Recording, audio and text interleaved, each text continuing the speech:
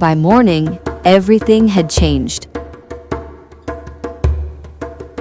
The prince did not forget her. And he was not done with the village. But he was not the only one watching. And this time, someone followed him. Part 2. The Secret Love of the Prince. The morning sun rose slowly over the mighty kingdom of Alaezi, casting warm golden light across the palace walls and stretching far into the villages that surrounded the royal lands. In Umwaku village, the day had already begun long before the sun fully revealed itself. Farmers stepped into their fields with hoes resting across their shoulders. Women swept the dusty compounds in rhythmic strokes, and the aroma of roasting yam and boiling soup drifted gently through the morning air. Inside the modest compound of Maziokeke, Urena had already joined her mother in preparing for the day's work. Her hands moved skillfully as she sorted vegetables beside a woven basket, yet her mind wandered far from the quiet chores before her. Again and again, her thoughts returned to the strange encounter in the forests the night before. She had met the crown prince of Alaezi. The realization still felt unreal. At first, she had replayed every moment with deep embarrassment. She had thrown a stone at him, scolded him, argued with him, and spoken to him in a tone no one would ever dare use with royalty. Yet the memory that lingered strongest in her mind was not the embarrassment. It was the way he had looked at her. Not with arrogance, not with the distant politeness she had often seen in nobles when they addressed villagers, but with something else, something curious, something almost warm. Urena shook her head slightly, forcing herself to return to the vegetables in front of her. Whatever strange moment that had happened in the forest meant nothing. The prince belonged to the palace, to a world filled with nobles, princesses, and powerful families. She belonged here, among farmers, dusty paths, and simple village life. Surely their paths would never cross again. Yet deep in her heart, a quiet voice whispered a possibility she could not quite silence. Far away within the towering palace of Alaezi, Prince Chidera sat in the royal courtyard as servants moved quietly around him preparing the morning meal. Normally, he would greet the new day with casual ease, exchanging jokes with palace guards or discussing plans for hunting expeditions with his closest companions. But today was different. His mind was nowhere near the palace. Instead, it lingered stubbornly in the forest clearing where he had first encountered the mysterious maiden named Urena. He found himself replaying the moment again and again, the stone striking his back, her startled expression, the fierce spark in her eyes when she had challenged him so boldly. Every noble lady he had met in the palace treated him with careful politeness, their words polished and measured. Urena had done none of that. She had argued with him, mocked him, threatened to throw another stone at him. The prince leaned back slightly in his chair, a faint smile tugging at the corner of his lips. For the first time in many years, someone had spoken to him as though he was simply another man wandering through the forest. Not a prince, not the heir to a throne, just a man. The thought stirred something restless within him again. Perhaps that was why the memory refused to fade. At that moment, a familiar voice interrupted his thoughts. "Your Highness," said Chukudi, his childhood friend and closest confidant, stepping into the courtyard with an amused look.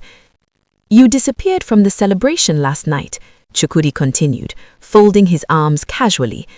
"Half the palace was searching for you." Prince Chidera raised an eyebrow. "Did they find me?" "No," Chukudi replied, "but judging by that expression on your face this morning, I suspect something far more interesting happened." Prince Chidera hesitated for only a moment before shaking his head slightly. "It was nothing," he said casually, though the faint smile lingering on his face betrayed him completely. Chikudi laughed. "My friend, I have known you since we were boys running through palace courtyards. That is not the face of a man who experienced nothing." The prince exhaled softly. Finally, he spoke. "I met someone." Chikudi's eyebrows rose instantly. "Someone?" he repeated with dramatic interest. "Should I alert the palace drummers? Has the untamed Prince of Alaezi finally met his conqueror?" Prince Chidera rolled his eyes. "It is not like that." "Then what is it like?" For a moment, the prince searched for the right words. "She is different." Chikudi immediately became more curious. "Different how?" "She does not care who I am." That statement alone was enough to capture Chikudi's full attention. "Impossible," he said flatly. The prince chuckled quietly. "She threw a stone at me." Chikudi blinked. "She did what?" "She thought I was a snake." For several seconds, Chikudi stared at his friend in stunned silence. Then he burst into uncontrollable laughter. "A woman struck the crown prince of Alaezi with a stone, and you are smiling about it." The prince simply leaned back again, his thoughts already drifting back to the image of Urena walking through the forest path. "I want to see her again," he said quietly. Meanwhile, in Umwaku village, life continued peacefully, unaware that the crown prince himself was thinking about one of their daughters. By mid-morning, the village market had begun to fill with traders spreading their goods beneath woven umbrellas, women negotiating loudly over baskets of pepper and tomatoes, and children darting between stalls, chasing one another in playful excitement. Urena walked through the busy paths alongside her friends Amaka, Ijeoma, and Chisom, carrying a basket filled with vegetables they had been sent to sell. As usual, the four girls attracted occasional admiring glances from young men passing through the market, yet none of them seemed more eager than a particular young farmer who had just spotted them approaching, Obiora. Tall, hard-working, and respected among the villagers, Obiora had long admired Urena. He greeted her family often, helped her father in farm work when needed, and carried himself with the quiet determination of a man preparing to build a future. The moment he saw her, his face brightened. "Urena," he called warmly. Urena turned and smiled politely. "Obiora." Her friends exchanged knowing glances.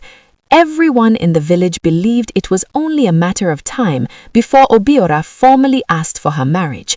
Everyone except Urena.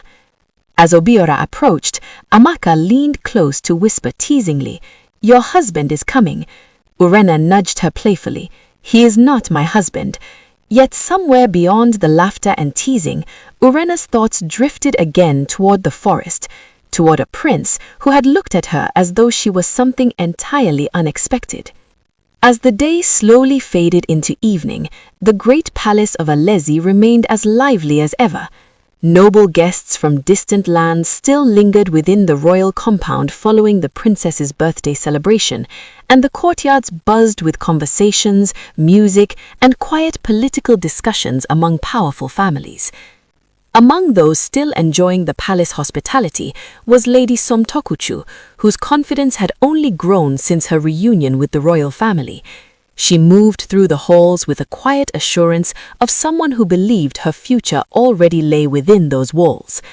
More than once during the celebration, she had noticed the prince's polite attention towards her, and in her mind, that attention meant something. After all, many believed that a union between her powerful family and the royal throne would strengthen the kingdom itself. So when she heard whispers among servants that the prince had quietly slipped away from the palace that evening, her curiosity stirred immediately. Meanwhile, in a shadowed corridor nearby, another pair of eyes had noticed the same thing. Okoro Mazi, the quiet palace servant known for his sharp ears and sharp instincts, watched the prince's empty chamber thoughtfully. Something unusual was happening, and in the palace of Alaezi, unusual things often led to powerful secrets. Night gradually settled over Umwaku village, and the familiar rhythms of evening life began to unfold. Lanterns flickered to life outside mud houses, casting warm golden halos across dusty compounds where families gathered to share meals and stories. The aroma of roasting yam, pepper soup, and fresh palm oil drifted gently through the cool night air, drifting through the quiet paths that wound between neighboring homes. Inside the compound of Maziokeke, Urena sat beside her mother, carefully peeling cassava into a wooden bowl. Her father and older brother had just returned from the farm, their tired voices mixing with the soft crackling of firewood beneath the cooking pot. Though the conversation around her flowed easily, Urena's thoughts wandered again. Her mind returned once more to the strange encounter in the forest and the prince's unexpected laughter. She tried repeatedly to convince herself that it had been nothing more than a passing moment, a brief crossing of paths between two people whose lives existed in different worlds. Yet something about the memory refused to fade. Just as she finished placing the final cassava piece into the bowl, a faint sound drifted from outside the compound fence. Footsteps. Urena lifted her head slightly. Someone was approaching. Her father glanced toward the gate. Moments later, a tall figure stepped into the faint glow of the lantern hanging near the entrance of the compound. Urena's breath caught in her throat. Standing there, dressed in simple clothing that barely disguised his natural presence, was Prince Chidera. For a brief moment, no one spoke. Then her father rose slowly to his feet, confusion creasing his weathered face. "Yes?" Maziokeke asked cautiously. "Can we help you?" The prince hesitated, suddenly aware that he had arrived with no carefully prepared explanation. Meanwhile, Urena sat frozen. He had come. Prince Chidera quickly lowered his head in respectful greeting, careful not to reveal his identity too openly in front of the entire household. "Good evening," he said calmly. "I was traveling through the forest and lost my way. I saw your lantern and hoped someone might help me find the path back to the main road." Maziokeke studied the stranger carefully. Something about the young man's bearing suggested he was not an ordinary traveler, yet his respectful tone softened the farmer's suspicion. "You are welcome here," the older man replied kindly. "Sit, rest a little. The night paths can confuse even those who know them well." He gestured toward a wooden stool. Prince Chidera thanked him and sat down. Throughout the exchange, Urena remained silent, her heart beating rapidly as she struggled to understand why the prince had come all the way to her home. When their eyes briefly met, she noticed the faint smile hidden behind his composed expression. He was clearly enjoying her confusion. Her mother soon brought a small calabash of water for her visitor. "You must be tired from walking," she said warmly. "Thank you," the prince replied gratefully. Meanwhile, Maziokeke continued studying the young man thoughtfully. "You said you came from the forest?" he asked. "Yes." "Then you must have passed near the old stream clearing." At that moment, Urena nearly choked on the sip of water she had just taken. Prince Chidera simply nodded. "Yes," he said calmly. "I passed." Not long after the prince's unexpected arrival, another familiar figure appeared at the entrance of the compound, Obiora. The hard-working young farmer often visited the Okeke household in the evenings to check on the family or offer help with small tasks. Tonight was no different, at least at first. But the moment he stepped into the lantern light and noticed the unfamiliar strangers sitting comfortably within the compound, something inside him shifted. His eyes narrowed slightly. "Good evening," he greeted politely. Maziokeke nodded. "Obiora, you came at the right time. This traveler lost his way in the forest." Obiora studied the stranger more carefully now. Even dressed simply, the young man carried himself with unusual confidence. Their eyes met briefly. A silent tension passed between them. Meanwhile, Urena sat quietly, aware of the uncomfortable shift in the atmosphere. Prince Chidera rose politely and offered a respectful greeting. "My name is Chidera," he said simply. It was not a lie, just not the full truth. Obiora nodded slowly. "I am Obiora." The two men shook hands, though neither fully relaxed. Urena could feel it. A quiet rivalry had already begun to stir, even though Obiora did not yet understand exactly why. As the evening continued, conversations slowly returned to the compound, though an invisible tension lingered beneath the polite words being exchanged.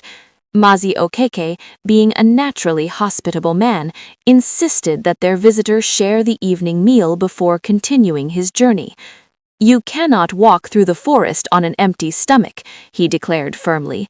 Prince Chidera accepted gratefully. For him, the simple meal felt strangely refreshing compared to the elaborate palace feasts he had grown accustomed to. Roasted yam, vegetable soup, and palm wine were served with genuine warmth rather than ceremonial formality. Throughout the meal, the prince listened carefully as the family spoke about village life, farming struggles, and upcoming market days. Their laughter felt sincere and unrestrained, something he rarely experienced within palace walls, where every conversation carried hidden meanings. Occasionally, his eyes drifted towards Urena. Each time, he found her already looking away quickly. Obiora noticed this, and the quiet discomfort growing inside him began to deepen. Who exactly was this stranger? Why did Urena seem so unusually nervous around him? Something about the situation did not feel right, and Obiora was not the type of man who ignored his instincts. By the time the meal ended, the moon had risen high above the village, casting long silver shadows across the quiet compounds. Prince Chidera stood slowly, preparing to leave. "You have shown me great kindness tonight," he said respectfully to Mazi Okeke and his wife. "It was nothing," the farmer replied warmly. Urena finally rose as well. "I will show you the path," she said quickly before anyone else could speak. Her father nodded approvingly. "Yes, guide him back to the forest road." Prince Chidera tried to hide his satisfaction as the two of them stepped quietly beyond the compound gate.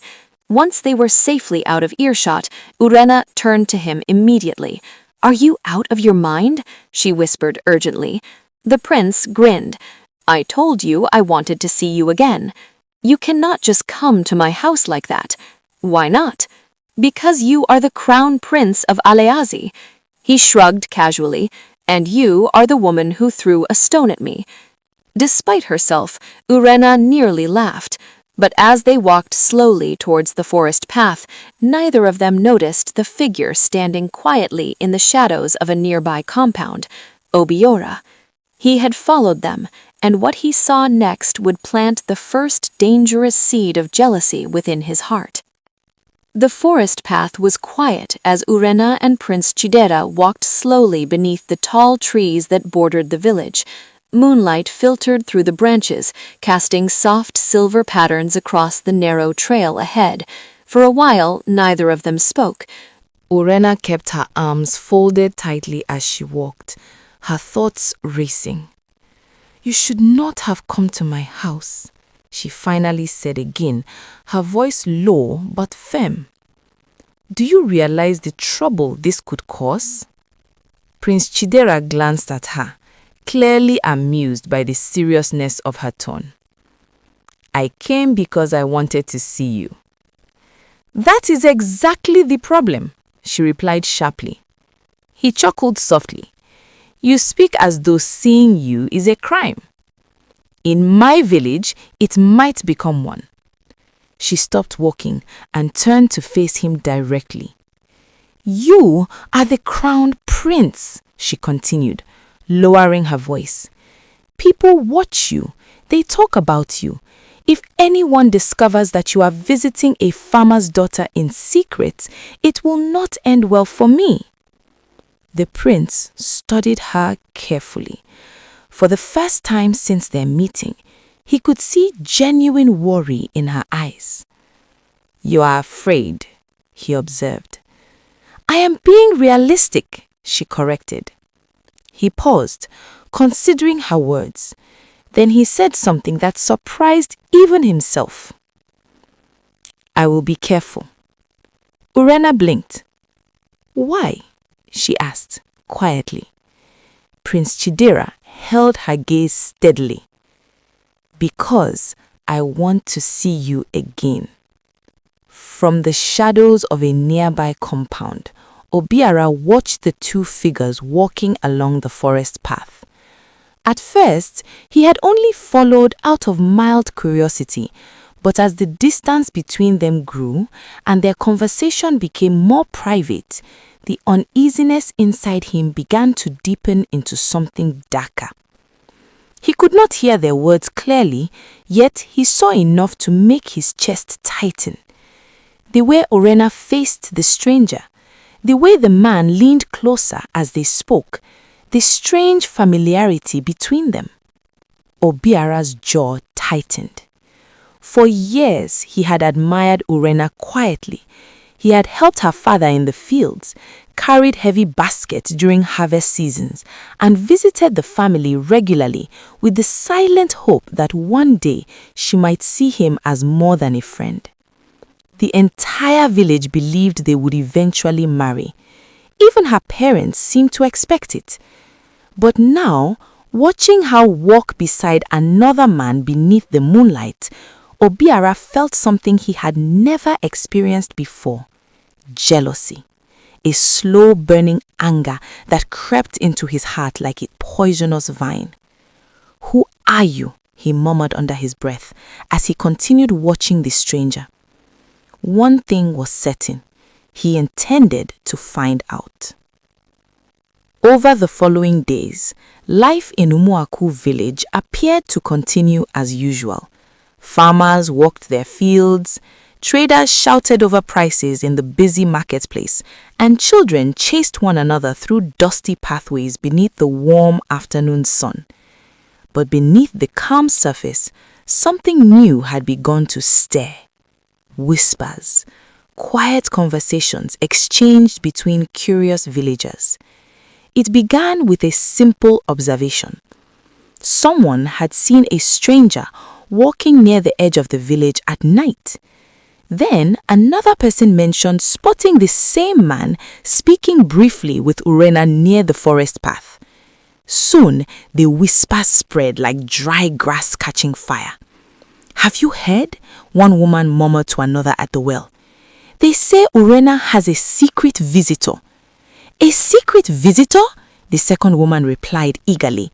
"Yes, a handsome young man from outside the village." Perhaps Obiara finally gathered the courage to propose. But the first woman shook her head slowly. "No, they say it is not Obiara." And so the gossip continued to grow, traveling quickly from the market stalls to the village compounds. Urena had not yet heard these whispers, but soon enough she would. Far away within the royal palace of Alaezi, another pair of watchful eyes had begun to notice something unusual. Okoromazi, the palace servant, known for his quiet presence and sharp instincts, moved silently through the palace corridors as he performed his daily duties. Over the years, he had learned to observe things others overlooked: small details, strange patterns, unusual behavior. And lately, one particular pattern had caught his attention. The crown prince had been leaving the palace frequently after sunset, not through the grand gates where guards stood watch, but through smaller passages known only to a few. Okoromazi had noticed, and more importantly, he had followed. That very evening, Okoromazi stood near one of the palace's outer pathways, watching carefully as Prince Chidera slipped quietly into the forest beyond the palace walls. The servant's eyes narrowed thoughtfully. "A prince who moves in secret," he muttered quietly to himself. In this palace, secrets rarely remain hidden for long. With slow, deliberate steps, Okoramazi began to follow the path leading toward the distant villages. Later that same night, Prince Chidera arrived once again at the familiar forest clearing where he had first met Urena. The air was cool and still as he waited beside the gentle stream. For a moment, he wondered if she would come at all. Then he heard footsteps approaching through the trees. Urena emerged from the narrow path moments later, her eyes scanning the clearing until they landed on him. "You should not keep coming here," she said immediately. "And yet you came," he replied with a teasing smile. She shook her head, though a small smile threatened to appear on her lips. "I came to tell you to stop." "Did you?" "Not yet." They stood there beneath the quiet canopy of the forest, the distance between them slowly shrinking as conversation returned easily between them. But neither of them noticed the figure standing silently behind a cluster of thick trees several yards away, hidden in the darkness, watching everything. Okoramazi, the palace spy, had finally discovered the truth. The crown prince of Alaezi was secretly meeting a village maiden, and within the walls of the royal palace, such a secret had the power to ignite dangerous consequences. The moonlight in the clearing felt like a sanctuary, but beyond the reach of the silver glow, the darkness has grown teeth. As Chidera and Urena share a rare moment of peace, the silent witness in the brush has already begun to weave their undoing. In the royal courts of Alaezi, secrets are more than just whispers, they are currency, and Okoramazi is a man who knows exactly how to spend them. The prince came to the forest seeking a heart, but he has unknowingly handed over his crown to a phantom in the trees. The quiet of the night is about to be shattered by the thunder of palace politics, and the girl who once threw a stone at a prince will soon find herself at the center of a storm that could level her entire village. The game of shadows has begun, and in Alaezi, the price of love is often treason. Will Okoramazi's discovery destroy everything Chidera and Urena have built? The stakes are about to get even higher. If you're enjoying this journey through the secrets of Alaezi, like this video if you want to see Chidera protect Urena. Subscribe and hit the notification bell so you're the first to know when part 3 drops. Comment below, what should Chidera do when he finds out he's been followed? Thanks for watching, and we'll see you in the next part.